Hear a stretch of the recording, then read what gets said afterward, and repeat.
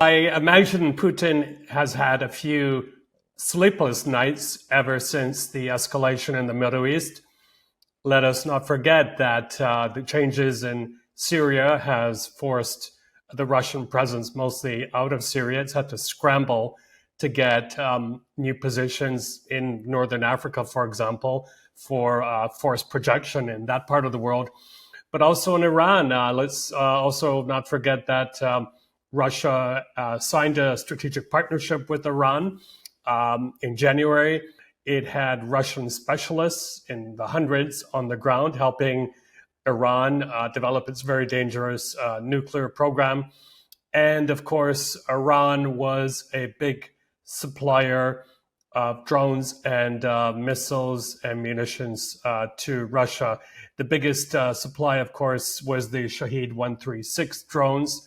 But now that kind of transfer the influence of the transfer on the war in Ukraine has lessened because Russia has, as it does, copied a lot of the technology, received training from the Iranians, and now it has massive drone production in the Alabuka Special Economic Zone.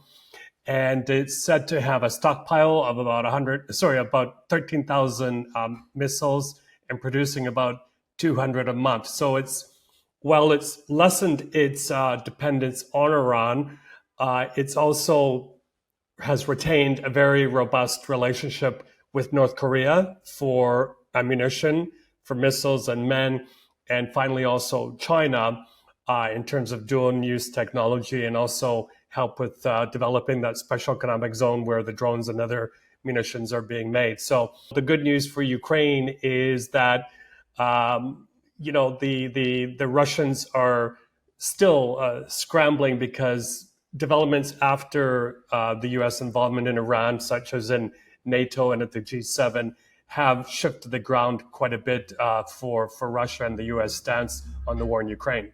Russia and Iran have a strategic partnership, and Russia was basically impotent during this whole time.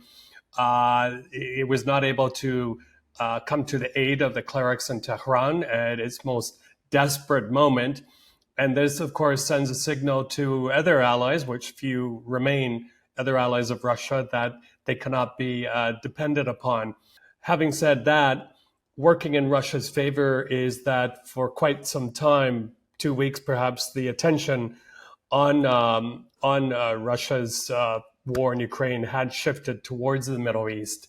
And I've been in Odessa most of that time, and that has allowed Mr. Putin to take advantage, exploit that void to even intensify his strikes on Ukrainian cities. I mean, we have seen strikes in the magnitude of hundreds and hundreds of drones with ballistic missiles mixed in on cities like Dnipro, most recently in Zaporizhia, but also Kiev and Odessa, that have caused massive, massive damage.